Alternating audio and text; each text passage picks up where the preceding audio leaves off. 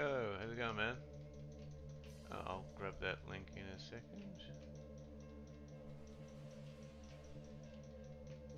One sec.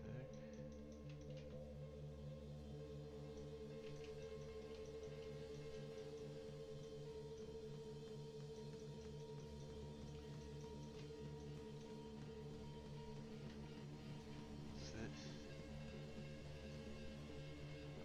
So?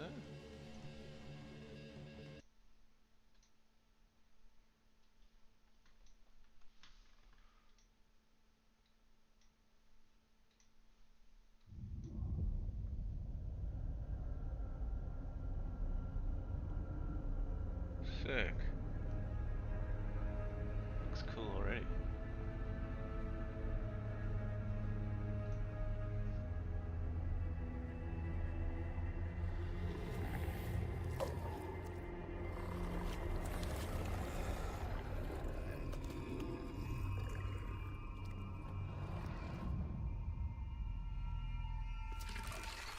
Jesus.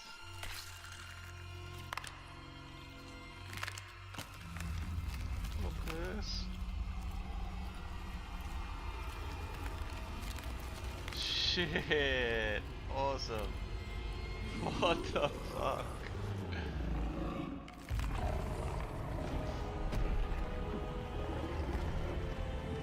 My god.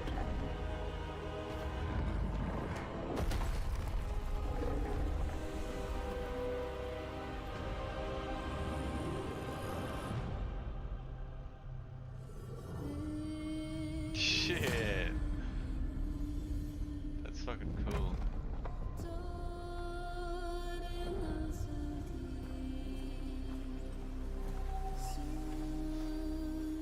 Yo, how good does it look?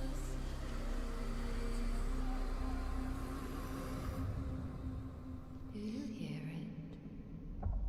Yes. The forest is speaking.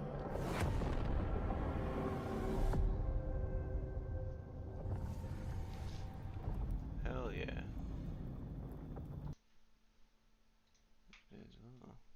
Rated mature. I've been having nightmares. Being out here isn't what I expected. Oh man, this looks awesome. Holy shit. Legacy can take many forms, right? The world. Jesus. Learn from the ones who came before. And they betrayal, the ones who come after. Oh man. This is awesome. Wait, I hear something. Is it like one of those games where you can take control of different people and they, sort of like,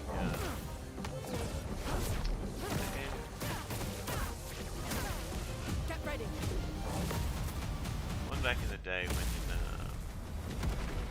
yeah, you know what I mean? Like you switch It's between like them a and stuff? Kestrel. Yeah, turn-based sort I of still like, can't oh, believe they okay. exist. To what do we owe the Yeah, I pleasure thought of the one when you like sort of jump all over the Just map. You know what I mean? foot? Aha! You can turn into a Nevron. Yes. This looks fucking fun though. Bonjour, mes amis. We need to cross the sea? Bulger said you could help? All right. Ready to sail like a snail. What the fuck? This is a much better way to travel.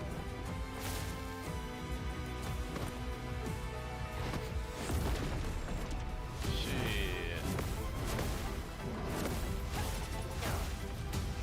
Fiery. Yep, got the numbers, I love that. Take down the painters, just the three of us? I didn't take you for a coward. I'm not a coward.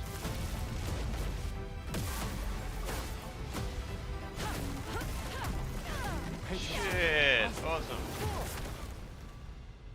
As long as even one of us stands, our fight is not over. Maybe that's what the parry was. Yeah, that's awesome. Hey, it looks fun, I reckon. The world looks cool and the combat looks fun. I'll definitely play that.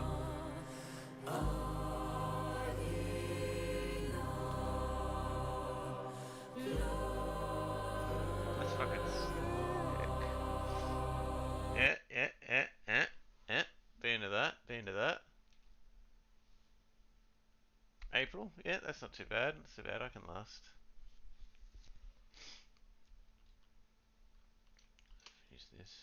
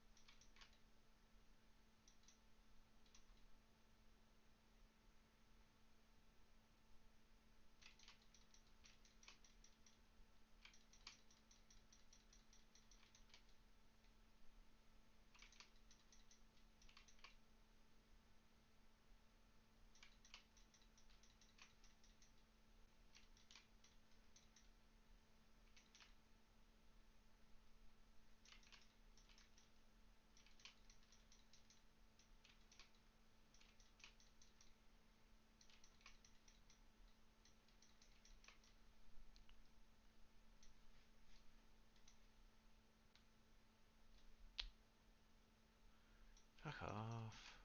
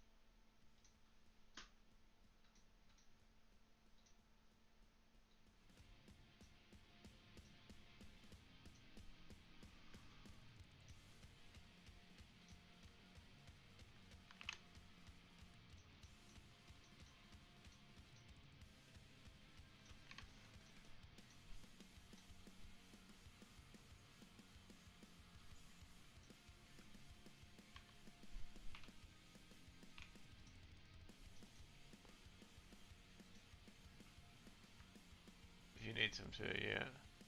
Hey everyone, I fucking hate those two. Yeah, brilliant.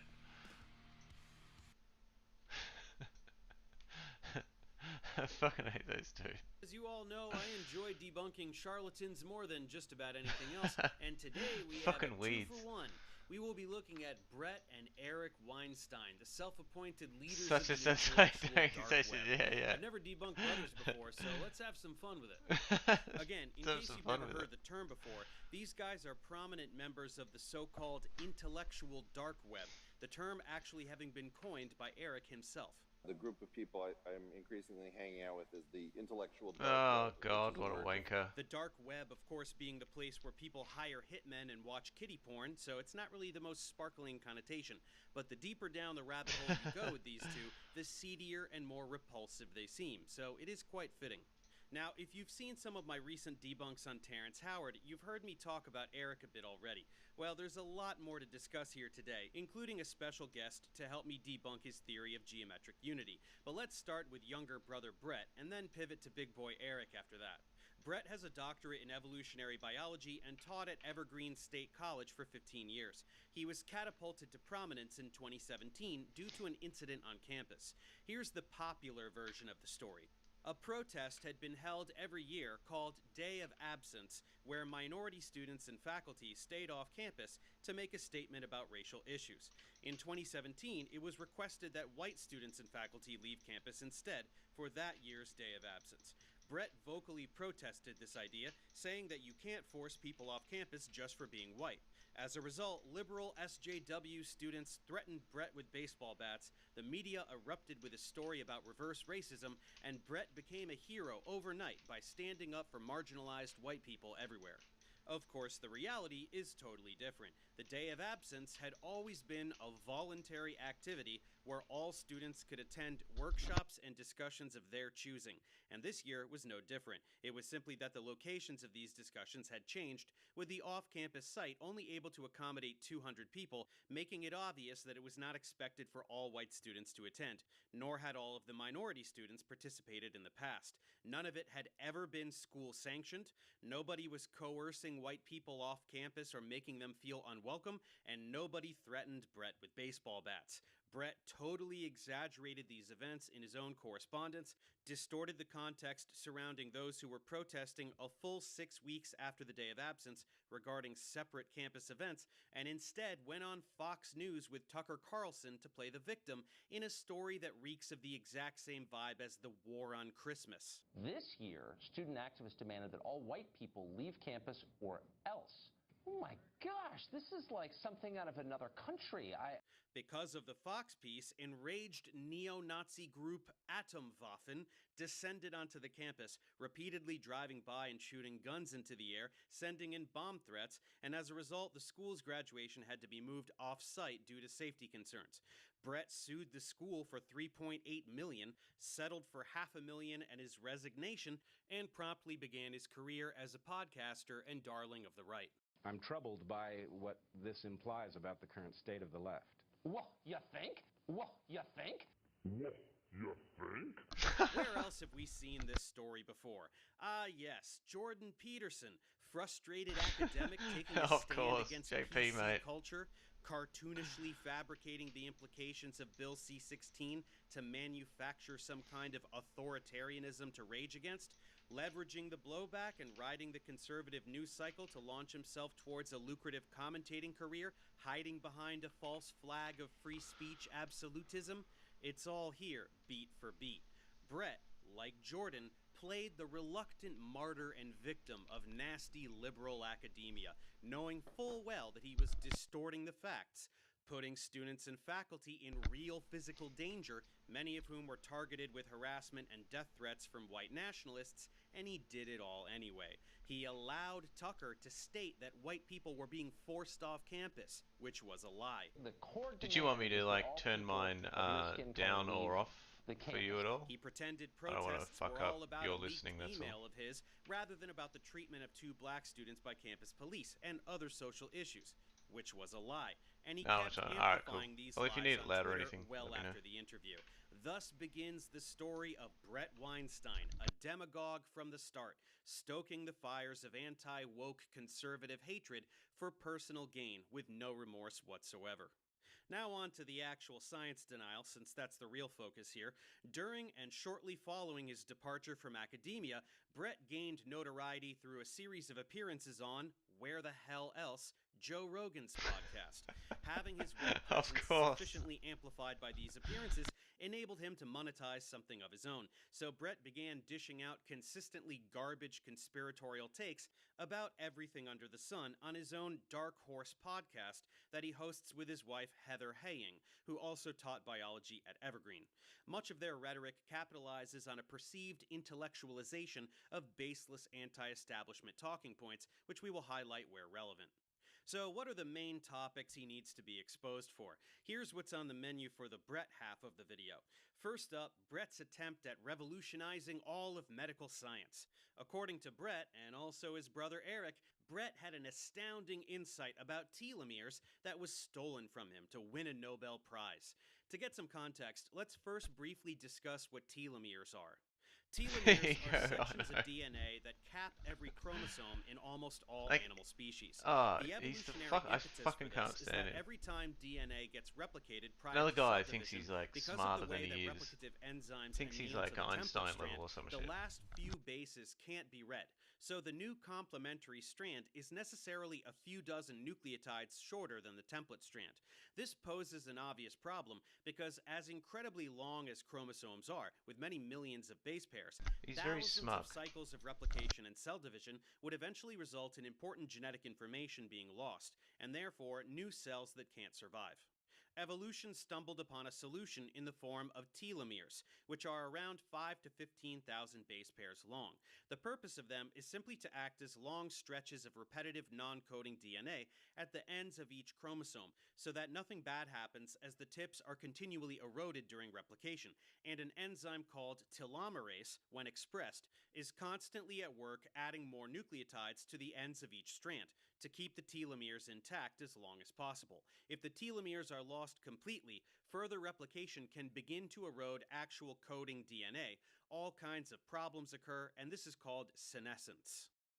Okay, so that's what telomeres are. What's Brett's big groundbreaking discovery? We actually have a kind of concern about pharmaceuticals very generally, and this arises from the fact that in my graduate work, as many of you who are longtime fans of the podcast will know, my graduate work, I happened onto what I believe is a flaw in the drug safety system. I published this flaw.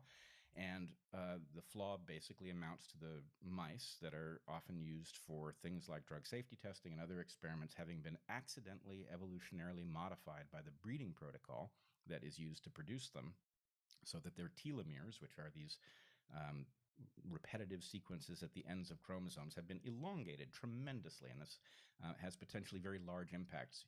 Effectively, these animals have a capacity to repair their tissues so that if you poison them, but you don't outright kill them, they actually have an extremely good capacity to fix themselves, whereas we have a limited capacity. So they're bad models. Yep. Brett says that because lab mice have longer telomeres than wild mice, all the drug testing on them is invalid, and all the drugs in the world are potentially dangerous. There is so much stupidity to unpack here. First, and the most glaringly obvious problem with this logic, is that all drugs go through clinical trials on human subjects before going to market. So it's mice first, then other non-rodent animal species, then humans, prior to going to market, always. This fact alone renders this entire idea irrelevant and idiotic. We know what drugs do to people before people can buy them. So even if lab mice were somehow more resistant to some toxicity, we would catch it in other test subjects. Second, telomere length is just barely even relevant to what Brett is talking about. He's talking about toxicity and tissue repair. All telomeres do is prolong the duration of time that cell division can occur prior to the onset of senescence. They aren't some magic shield from every kind of deleterious biological process. Telomere shortening isn't even the only cause of senescence. Telomere length also does not correlate linearly with lifespan. Mice have longer telomeres than humans do, and we live way longer than them. And lab mice don't have uniquely long telomeres in the first place. Other species have longer ones.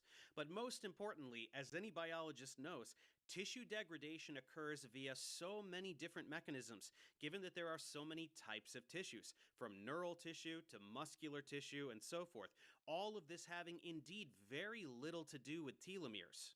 Telomere length does not have any impact on gene expression, its products, or its regulation, nor how toxic agents interact with the products of gene expression. A toxin that inhibits enzymatic function is not magically neutralized by telomeres. Telomeres are relevant to studies on aging and also certain kinds of cancers, but that's about it. This whole thing is just an erroneous observation extrapolated to something totally baseless, drenched in anti-pharma sentiment. It gets much worse, though.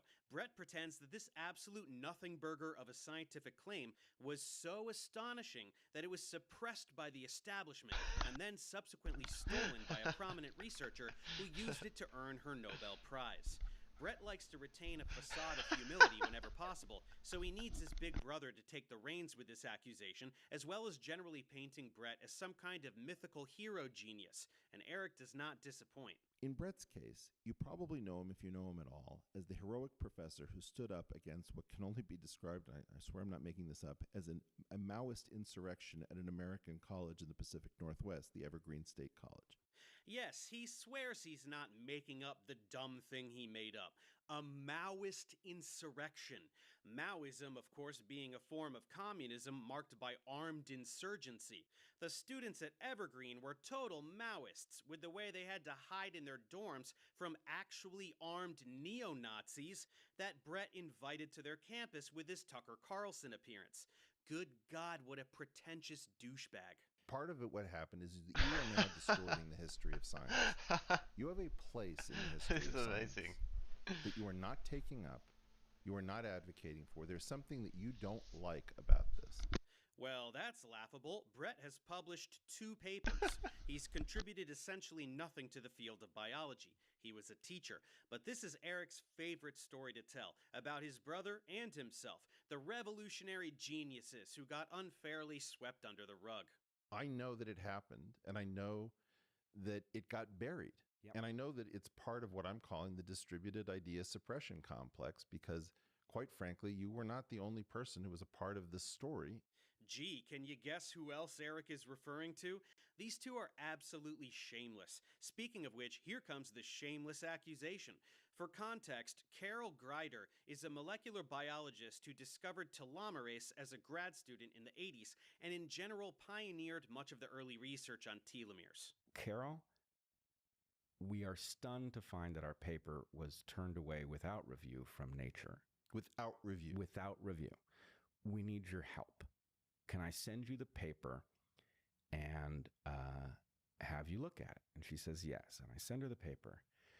And she sends back the paper with an unbelievable number of intense criticisms that are not sensible. Not sensible, which is code for Carol explaining to Brett how his paper sucks and him not wanting to accept reality. Yeah, she's just you gone. can see for yourself This is on rubbish, his paper, mate. published in 2002, where he asserts that telomere shortening is responsible for all tissue degradation, ignoring that there are hundreds of tissue types, each with their own aging dynamic. This is why when Experimental Gerontology sent the paper to Carol to review, she panned it again. She was in line for a Nobel Prize. That was well understood. I didn't want to accuse a leading light of the field of Okay, this is exactly why I got angry at you at the beginning of the podcast, you moron. No offense. You were in line for a Nobel Prize. Does Eric think they give away Nobel Prizes like class participation trophies? The guy is beyond delusional. Carol discovered telomerase and is the primary pioneer of telomere research in general. Brett is a nobody who did nothing. Oh, what if this thing in mice is not something you get a Nobel for, and it has nothing to do with what Carol got hers for? Insanity. I contact her, and I discover, through talking to her, that she and Mike are about to publish their paper on the long telomeres of laboratory mice. So this is the delta between wild type and laboratory mice. Yeah. And I'm shocked because she's told me they're keeping it in-house. I'm disturbed. This was my hypothesis that you were testing. I should probably be an author on this paper, but at the very least, I need to be an acknowledgement in this paper so that I can go back and point to it and say It that changes everything, that it was a prediction. It wasn't just something that was stumbled upon. Absolutely. Yeah. Yes, Brett is accusing Carol of stealing his work that was published in 2002, when in fact Carol published a paper on varying telomere length in mice in 2000 and even alluded to it in another paper in 1995. Whoops. Awarded the Nobel Prize. Carol Greider, Oh, dearie. Elizabeth Blackburn, and Shostak. What Carol Greider does with her Nobel lecture, right? Nobel lecture being the biggest lecture a scientist will ever give, the lecture that... And filmed, is she delivers a paper in which she very oddly Yeah, has now embraced two my wankers. entire set of And it's hypotheses. the sort about of people the effect. that She has come don't know over from the anything refer to and go, comparison oh, between the paper should of listen mine to that him, she he found really and knows his said stuff. didn't No, make he any doesn't. sense. She is now a total convert to the idea that senescence across the body is being caused by Hayflick limits that are telomere based. Okay, and Brett outs himself here. He backpedals from tissue degradation and all kinds of other unfounded claims to connections between telomeres and senescence, which nobody disputes and were already well known. This is what frauds do. They make bold, sweeping claims using specific keywords, and then they rein in these claims to reference established science with the same keywords in order to pretend that it vindicates them.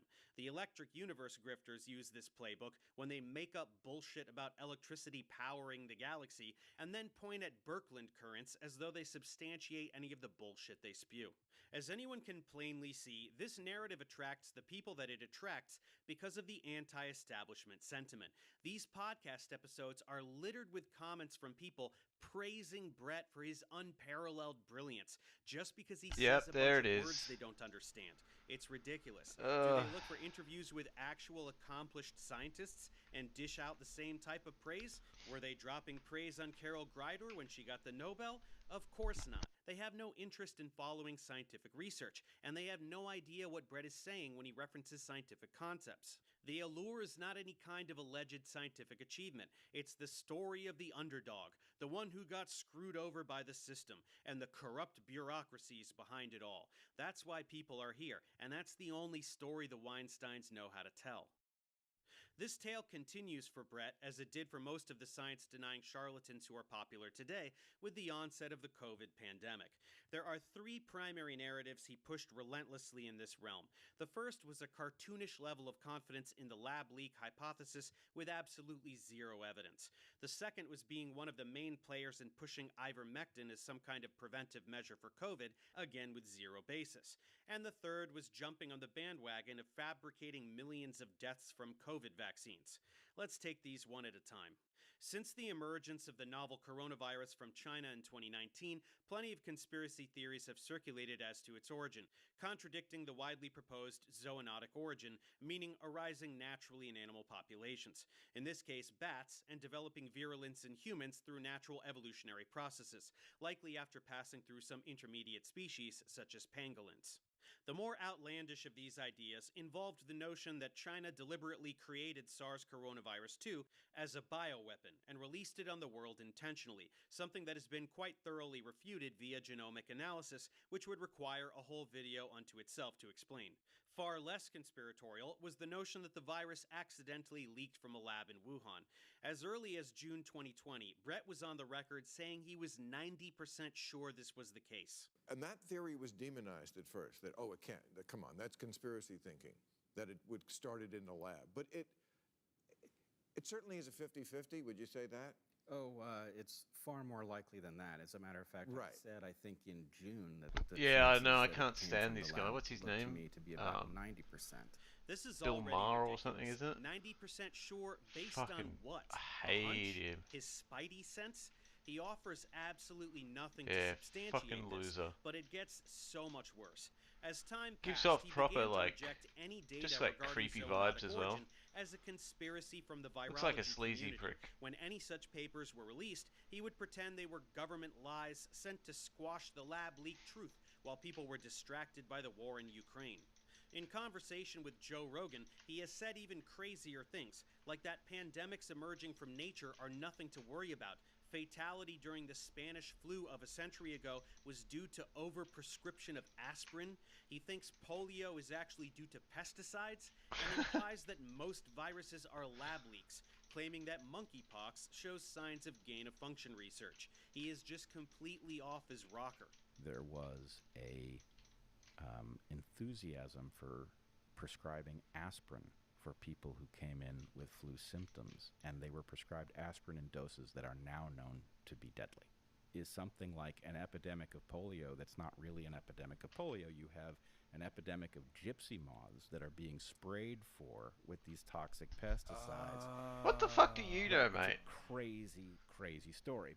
Next up, the ivermectin debacle. This incident is particularly fascinating to me. Once COVID vaccines began rolling out, dickhead. anti-vaxxers were desperately know looking anything. for ways to criticize You know the operation and you know bypass less the than I vaccines. do. Some suggested that ivermectin, an anti-parasitic drug, was miraculous in not just killing SARS coronavirus 2, but also in preventing infection.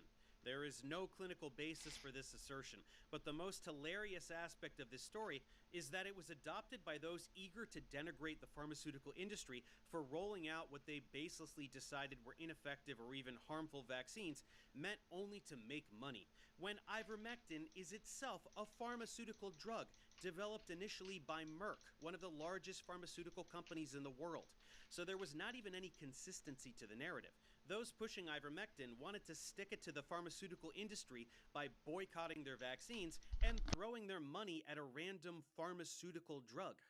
When medical professionals caught wind of the situation and tried to communicate to the public how there is no basis for presuming that ivermectin has any utility whatsoever in curing COVID or preventing its transmission, including Merck themselves, who issued this very statement, they were instantly labeled pharma shills trying to shut down the story to maintain pharma profits by people who don't even exercise their own logic to its They obvious still think conclusion. like that Anyone they were could make right the as same well. argument for those trying to push ivermectin, a drug that would It's earn insane. pharma lots of money if the whole world started taking it. It's a breathtaking example of the hypocrisy of science deniers. Never one to miss out on some good old science-based charlatanry, Joe Rogan held an emergency podcast he was with absolutely Brett loving to it get at the the word time. out on ivermectin, and he continued to push it relentlessly Good on thumb. his own with the help of various other fraudulent guests. Brett and his wife, who, if you recall, are highly skeptical about pharmaceutical drugs because of the mouse telomere thing, took ivermectin on the air on their own podcast. Because of the They're mouse skeptical telomere of thing. Pills. A lot skeptical. A lot skeptical of pills. Once again, Fucking there is pathetic. no evidence of any kind to suggest that this drug has any utility in curing or preventing COVID. There is also no basis to suggest that the vaccines are more dangerous than the virus, the excuse for why ivermectin was being promoted as an alternative. Brett will use garbage fake studies like this Carvalho paper, riddled with typos, which claimed 100% efficacy, and when he gets called out for it, instead of admitting it's garbage, he just says it's a little sloppy.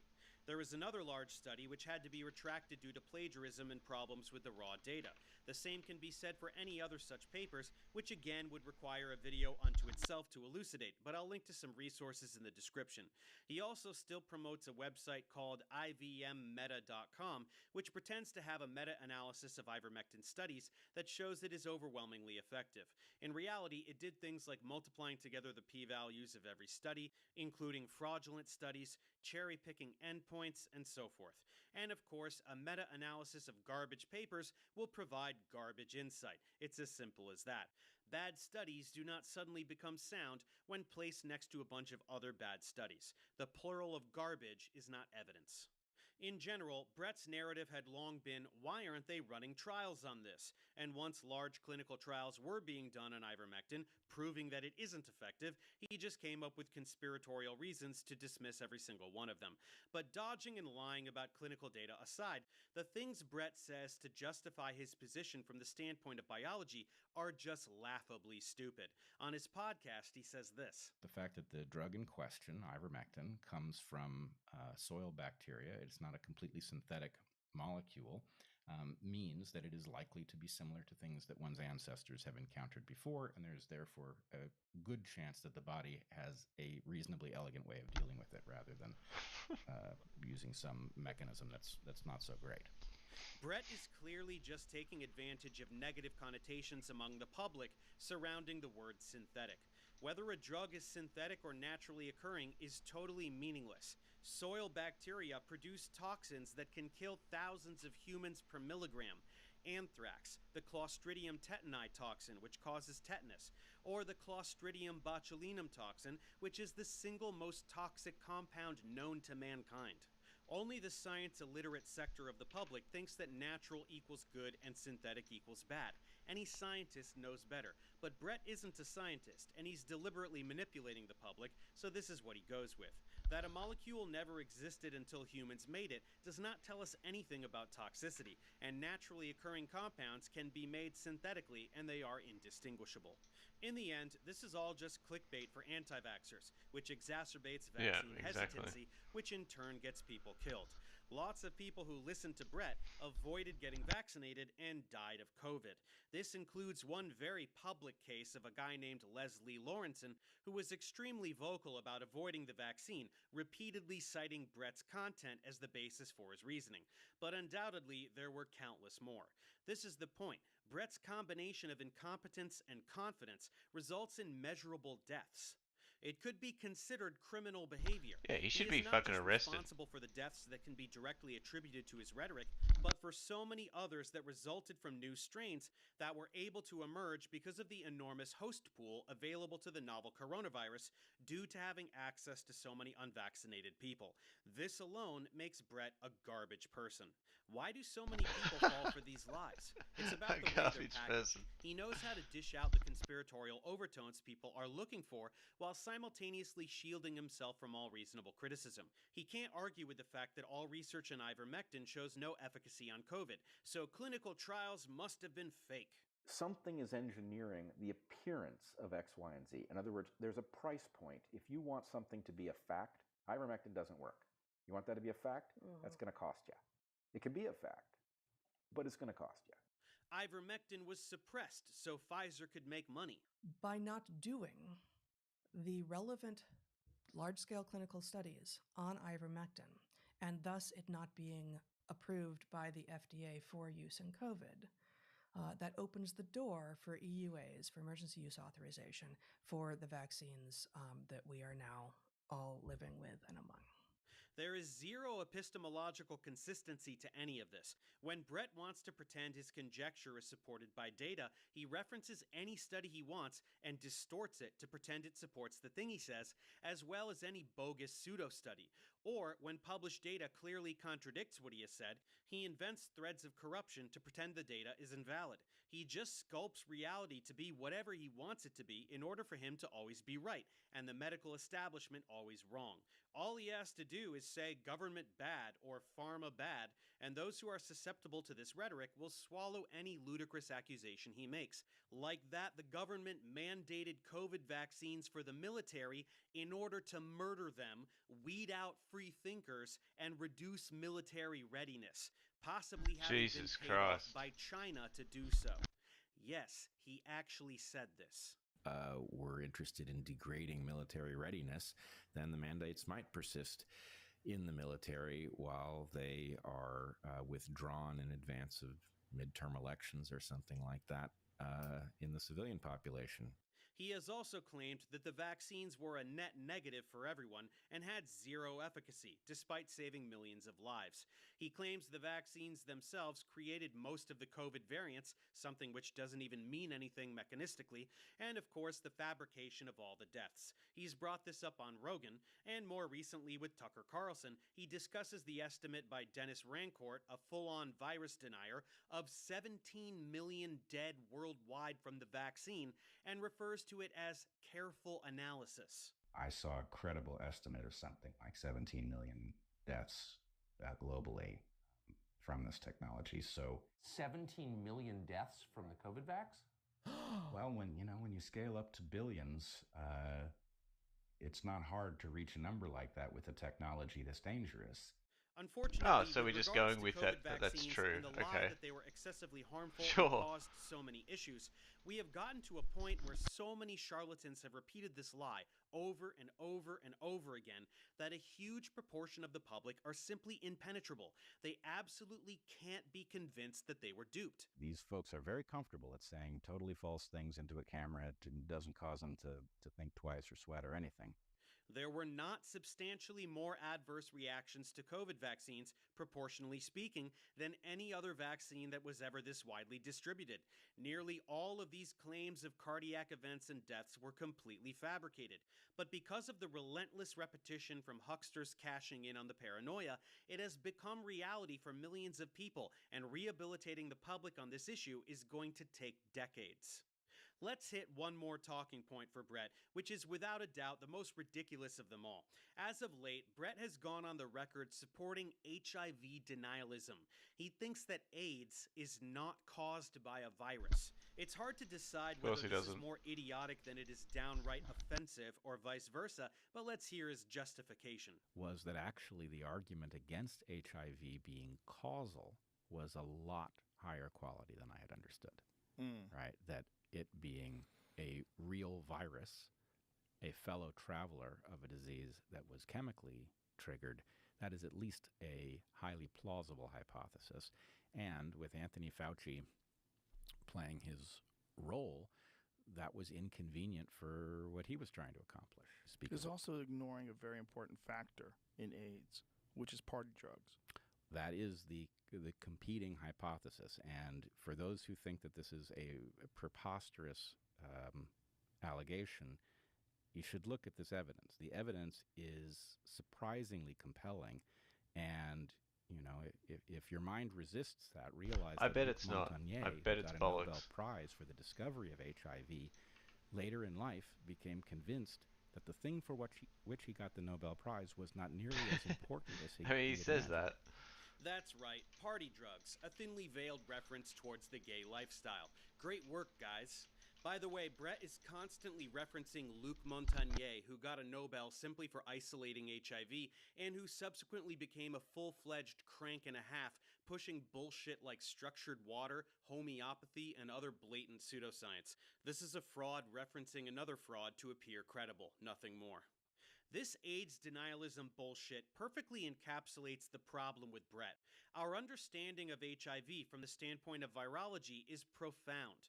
We have an all-encompassing comprehension of the precise mechanism by which the virus infects T cells and damages the immune system. We have designed antiviral drugs which disrupt this mechanism to the point where we can now control the disease. Why do you think AIDS, while still serious, is no longer anywhere near as urgent an issue as it was a few decades ago? Because of the incredible science we've done to understand the virus and develop treatments for it. But all of this science is meaningless to Brett because he read some bullshit in a crappy book, or RFK Jr. said something stupid that he liked. What Luc Montagnier had said. Read some bullshit in a crappy Bobby book. Kennedy's book on Fauci. Brett is nothing more than the clueless guy at the bar regurgitating the crap he fell for on Facebook. He just knows how to use fancy words to trick the listeners into thinking that he used some kind of scientific reasoning to reach these conclusions. It's a farce. To be clear, everything we've covered so far is just the tip of the iceberg. We could continue for hours and hours, as Brett's podcast is a treasure trove of paranoid insanity. Everyone is out to get him. Nobody can refute anything he says, and when people regularly refute everything he says, he just refuses to engage with them. This has happened countless times with science communicators confronting him on claims regarding vaccines, myocarditis, and so forth. He feigns openness and then runs away like a coward at every turn, just like Eric does, as we will see in a moment. But the way he postures as an expert in a field he has made no contribution to, continually downplaying, insulting, and running away from experts in that field, is nauseating. He is an absolute nobody, even in evolutionary biology, the field he studied. So on biomedical topics, he really is just totally clueless, which is why he hides from the backlash of his laughable and dangerous statements. Reality has caught up with him as of late, and he's quite a bit less influential than he was a couple years ago, which is why he continues to pivot to ridiculous topics that are even farther outside of his area of expertise, topics that just happen to fulfill the ultra-right-wing wish list.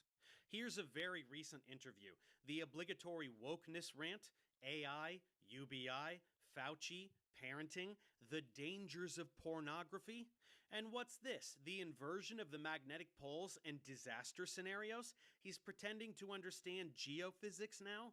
Tremendously vulnerable to the EMP effects that will come with a major solar impact. The North Pole isn't always where the North Pole. Oh God, he's on that shit. Sometimes these Fucking things hell. flip. We are in the midst of what's called a polar excursion, and that pole flip threatens chaos. Well, that all sounds pretty familiar. Where have I heard that before? Oh, right, Ben Davidson, the scientist cosplayer, con man, and cult leader of Suspicious Observers, who I exposed the hell out of a few years back. Do you think Brett is a fan of Ben's? Ben, I've been following you for quite some time, and I'm very pleased to finally be sitting down with you. And I'm also thrilled that you would join me for this when there's so much going on. So welcome to Dark Horse.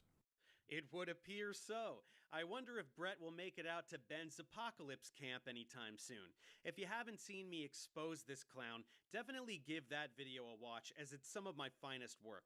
In the meantime, just marvel about the fact that there are people who can't tell that Ben's a complete psychopath just by looking directly in his eyes for 3 seconds. He is the stuff of nightmares. Anyway, that's a quick introduction to everything that's wrong with Brett Weinstein. Now we're going to pivot over to big boy Eric, but first I have to tell you about a very important application. We all want a reliable method of finding accurate information on the internet, especially when it comes to science. Google searches turn up a combination of fact and SEO-driven fiction, leaving us with more questions than answers. Direct scientific literature searches with Google Scholar or PubMed connect you to research papers, but they can be very hard to read, with many behind a paywall. Thus enters Consensus. Consensus is a new wave academic search engine that leverages AI search, for instance, spoken sites.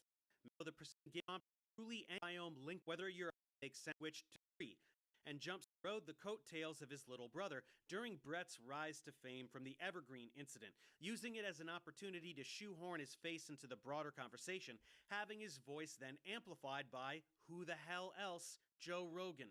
And boy does he have a lot to say. Just look at the thumbnails for some of these conversations. This is why war and conflict is rising. We are losing control. Break free from the Matrix.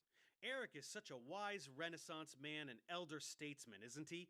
Look at this one. He says we need a scientific revolution. That's pretty hilarious, coming from a guy who has never made any meaningful contribution to science. You see, much like Brett, Eric has a doctorate, his being in mathematical physics, but he was never a scientist. Brett managed to publish 2 papers and then taught biology for a while. Eric has published nothing scientific whatsoever and has never worked with physics in any capacity. He's famous exclusively for saying things to sound smart in podcasts. Much like Brett, he spews paranoid, conspiratorial, anti-establishment tripe and complains about being overlooked by academia despite never having done anything worthy of being recognized. Of course, he continually pretends he has done something worthy of being recognized. Amazing. Something revolutionary, in fact. He says he has a theory of everything, which he calls geometric unity. He first A theory of everything? when he was invited by an old grad school buddy to give a public talk at Oxford in 2013. He didn't attempt to publish anything about it, and then began complaining about how scientists wouldn't review it or take it seriously, as those scientists are in the habit of watching 2-hour-long YouTube videos instead of reading papers. When pressed as to why he refused to publish a paper about his work, he always gave one of several mutually exclusive reasons. If he published, people would steal his ideas. He can't publish because Archive only accepts academic email addresses and he doesn't have one. Academia doesn't deserve his amazing ideas. He doesn't need to publish anything. The lecture was recorded and people can just watch the video. Not to have his rightful place as the next Einstein taken from him, Eric took to creating his own version of academia on Discord, a place where he could cultivate an inner circle of blind devotees. Soon he had a community with hundreds of members spreading his gospel all over the internet. Once this had some momentum, Eric eventually did finally put geometric unity into written form, releasing it on April Fool's Day 2021 with the disclaimer that he is not a physicist but rather a podcaster and it is merely a work of entertainment. If you ask him why he did this, he pretends that he did it to protect himself. There are no protections inside of science for taking somebody else's work and putting another person's name on it. And this was a good protection. Well, yeah, and I put something saying that I choose to be an entertainer rather than a scientist, and therefore it has copyright protection. This is insane. You can't just steal the published work of any scientist. That's called plagiarism. Publishing research in respected journals is how every single scientist in the world does science. This is just his attempt to play both sides so he can appear humble towards real scientists or just stay under their radar completely while appearing clever and resourceful towards his real audience, random people on the internet. His pseudo paper is not intended for an academic audience at all. Why would he expect to be taken seriously by the scientific community when he is specifically telling everyone that he shouldn't be taken seriously? Indeed, nobody in the physics community cared at all or acknowledged him in the slightest, Alright, man, which Eric then GG's. pretended to be enraged Speak about, to you, like a little Tomoz. play for his fans. For years, he had Sounds been baselessly good. complaining about how string Catch you, theory man. has a mafia-like stranglehold on funding in the field and aggressively shuts out alternative ideas, especially his, which is so revolutionary, he regularly claims, that it is the key to achieving faster-than-light travel and making us a space-colonizing multiplanetary species. Yeah. Because you're saying we could get off this planet. What are you talking about in terms of the actual implementation of this theory of yours? Despite his disclaimers, the dialogue Eric had been pretending to yearn for suddenly came. Two people from within the Discord server, a mathematician and a physicist, decided to dig into Eric's work. They published a paper discrediting it more than a month before Eric Oh, even no. put out his pretend paper, based on the Oxford video. These two were Timothy Nguyen and someone going by the pseudonym Theo Pollia. Eric didn't like this one bit, as it ruined his whole facade, so he began to attack anyone who acknowledged this paper, accusing them of backstabbing him, and then eliminated his critics altogether by cutting the Discord in half, banning many members, and maintaining correspondence only with his remaining acolytes, thereby enacting the precise brand of suppression he falsely accuses academia of doing. You can see just how volatile Eric would get when pressed about this paper by listening to this conversation on Clubhouse. Somebody is asking when Eric will address the criticism head on, and this is how he decided to handle it. When we'll hear like a debate with you and Theo and Timothy about Sorry, who's Theo? Timothy and Theo, they put out the retort to Sorry, who's Theo? Theo Pollia and Timothy Yeah, Nguyen. I'm not aware of Theo Pollia. Where did We don't know who he is. Yeah, we have who's to know Theo who he Pollia? Do you know who Timothy Nguyen is? Let's talk about Theo Pollia. Who's Theo Pollia? He's the co-author from the paper. Who with is he? Timothy Nguyen. Yeah, who is he? I don't know. That wasn't the question, though, No, right? that is the question. No, the question was. No, when are that you is the going- question. No, You you're not can't just- understanding. you can't No, just you're not bully me understanding me. into I've never heard in the history of physics anybody expecting to be taken seriously as an anonymous critic. As you can see, Eric fixates on the identity of Theo Pollia, cutting off the person speaking repeatedly as a way of derailing the conversation. It's irrelevant who Theo is. If there is substance to the criticism, it doesn't matter who is providing it, just like his insistence that it doesn't matter that his grand theory is coming from someone totally outside of academia. Eric should engage with the criticism, especially since the other author is not anonymous.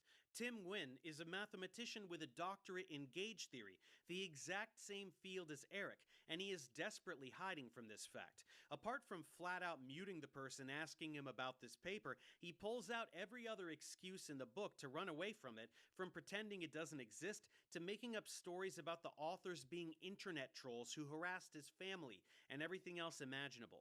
Behavior of those gentlemen, however many there are, two or more, including various misogynistic comments against my colleagues, disrespecting Sabina Hassenfelder, who, while she may be a critic, is also a friend of mine. I'm fucking sick of these two people, assuming it is two people. Maybe it's... So we don't know what Theopolia is. Great. So sorry. I mean, characters No. aside, So there is a paper that was put out rebutting geometric unity, right? No, there wasn't a paper that was put out rebutting geometric unity. There was an attempt to publish something on the archive, which was rejected, that attempted to get in front of the draft that I put out, specifically looking at the text messages that were found on the server that supports these people to, quote, make me cry, close quote.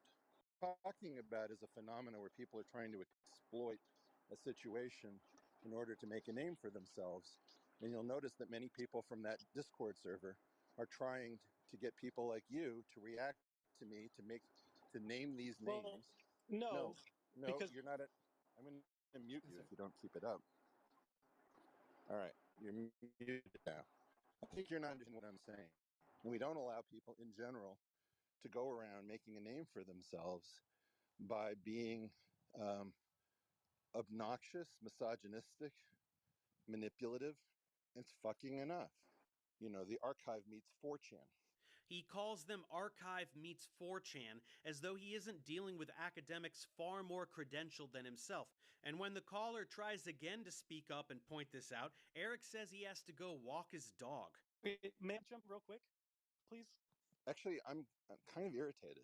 Like, right. I'm here on stage with people. Yeah, but like, I don't want to be subjected to this.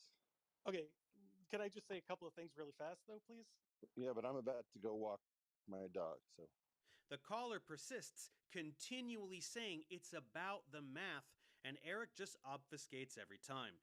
Misogyny, rape jokes, fixating on random people from Discord as a transparent way of evading the real criticism from real experts in the field. And I'm not saying that it's them in particular. I don't care Who's about these. Theopolia? No, you're not understanding me yet. I'm not putting up with misogyny. I'm talking about the math, I'm not Eric. I'm not putting up with threats against my family. I'm not putting up with any of the stupid shit that server engages in. Capiche? Great. Am I clear? Agree, Eric. I'm talking strictly about the mathematics. No, I'm talking strictly, and I said something to you. Rape jokes aren't funny. Are we clear? Who thinks they're funny? I agree. That server. He tweeted endlessly about this for months, all as a method of distraction so he could ignore his critics. Then his buddy Brian Keating comes to the rescue, saying this room is for physics, not petty squabbles. Yeah, in the mountains. Yeah, actually, you know, the title of the room is Let's Talk About Physics. So I really want to stick to physics, and I want to make sure that we do have enough time to get to questions about physics. So let's move into that domain and stop talking about squabbles and so forth. Of course, this person was trying to get more insight on Eric's physics, so it's just transparent redirection on Eric's behalf. Brian even spinelessly defends Eric's assertion that criticism is invalid when it comes from an anonymous source, and just generally shifts discussion away from pressing Eric to acknowledge the paper that invalidates his work. In fact, it's worth taking a brief aside to mention that Brian is something of a joke himself. He gets points for being an actual working scientist, and he has debunked some pseudoscience, but he's been desperately trying to join the ranks of the intellectual dark web for quite some time, promoting Eric every chance he gets, and he is endlessly sympathetic to certain types of anti-science propaganda, especially Discovery Institute, who he is always charitable towards, promoting them and leaving favorable comments on their videos, even very recently. I would bet he received some kind of compensation from them, and he even deleted a conversation he had with me on his podcast, presumably because I shat all over the DI in it. All of this apart from writing an entire book whining about a Nobel Prize he didn't get and never deserved. Long story short, Brian should not be taken seriously. Now back to Eric. So let's get down to brass tacks. What is geometric unity all about, and why does nobody in physics care about it? Admittedly, the specifics of this are beyond my pay grade. Fortunately, we have none other than Tim Nguyen himself to walk us through the nitty-gritty. To offer some preemptive context, many of the early objections had centered around how it's not actually a complete theory. It's all centered around something called the Cheab operator, which he does not rigorously define, claiming that it was written on his notes in college, and he's pretty sure it worked, but now he can't remember it. It does not incorporate quantum theory, which any theory of everything would absolutely have to do. It is mathematically inconsistent, and there are numerous other glaring omissions that make his work both incomplete and invalid. But let's hear all this from Tim. Tim, thanks so much for joining us. We're ready to take a little bit of an in-depth look at geometric unity, so take it away. Great. Yeah, glad to be here, Dave. What I have here on the whiteboard is a display of the two papers in question. There's Eric's paper on the left, his geometric unity paper that he released on April 1st of 2021. And then there's my response paper, which I wrote with Theopolia, my anonymous co-author, back in 2021. It predates the geometric unity paper because it was based on his lecture that was on YouTube that was recorded in 2013. Nevertheless, it contained all the essential details, but just for the sake of history, that was what the material that the response paper was based upon. Yeah, anyways, let's just go ahead and dive in with that context. So let me, before I go into the details, let me first just give a quick overview of what a theory of everything is, because remember, Eric's theory claims to be a theory of everything, so I thought I should at least clarify what exactly that means before I show what's wrong with it.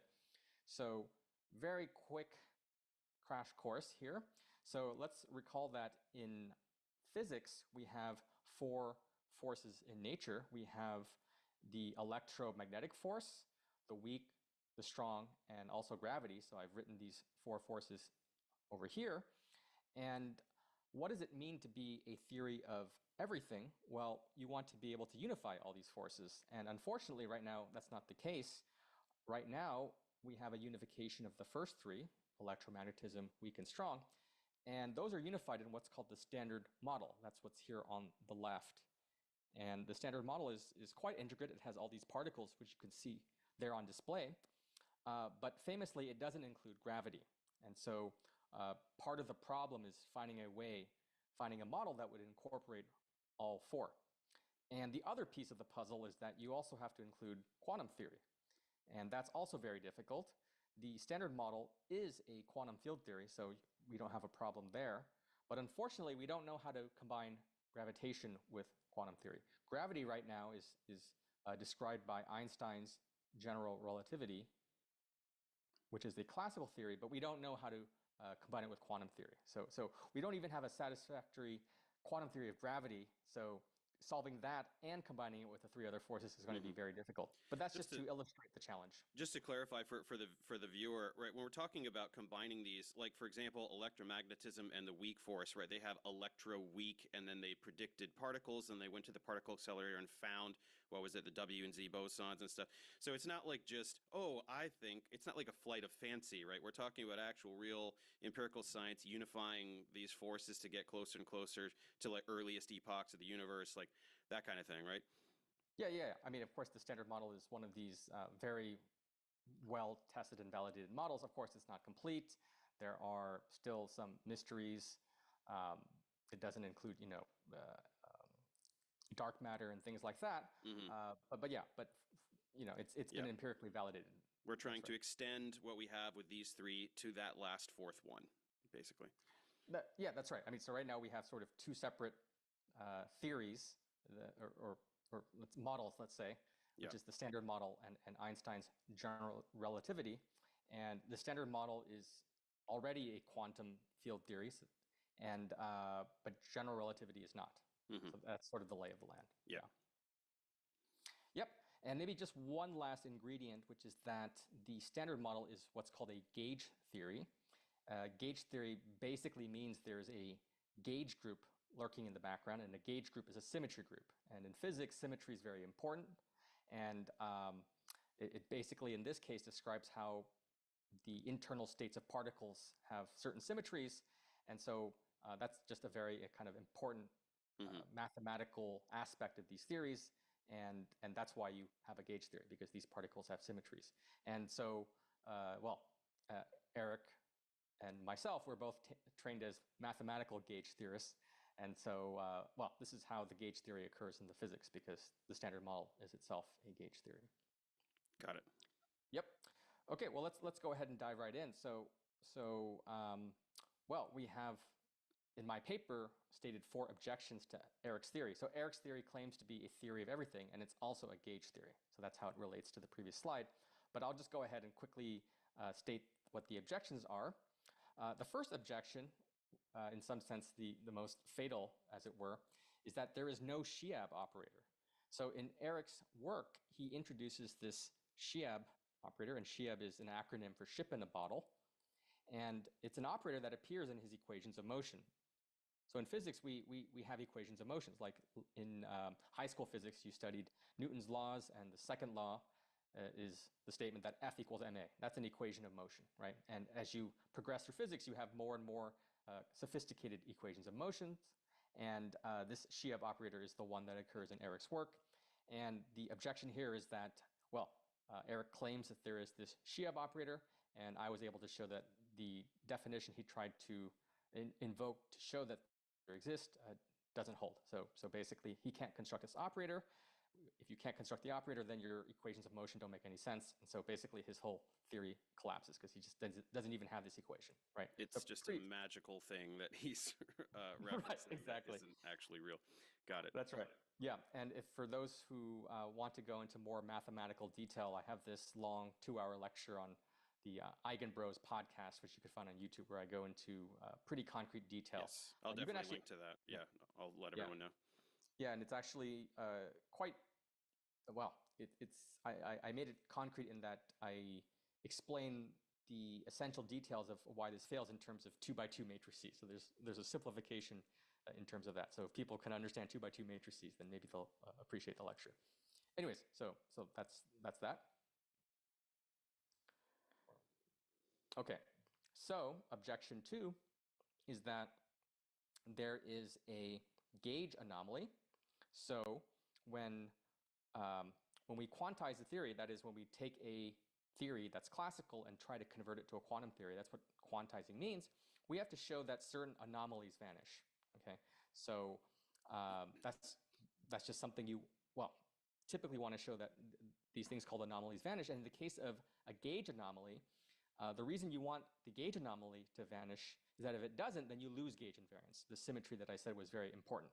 Okay, and what we show in our paper is that GU has a gauge anomaly due to the choice of gauge group that Eric makes, and that leads him into this fatal situation where you have this non-vanishing gauge anomaly, and so you don't have a quantum theory. So that's the second objection that we have. The third objection that we have goes under the heading of dimensionality and supersymmetry constraints. And the way you can think of that is that GU specifies incompatible structures. Okay, so Eric's theory lives in a 14-dimensional space. He claims to have various supersymmetric extensions. So supersymmetry is this extra structure you can have that relates fermions and bosons. It's quite intricate. But anyways, at a high level, when you specify these structures, you have to have certain particles. You also have to have an infinite dimensional gauge group in this case. And all of these extra structures are contrary to what Eric set out in his work. So basically, he sets up structures that are not compatible. And that's the third objection that we have. And finally, there are numerous omissions in the work. That was already evident in the lecture itself.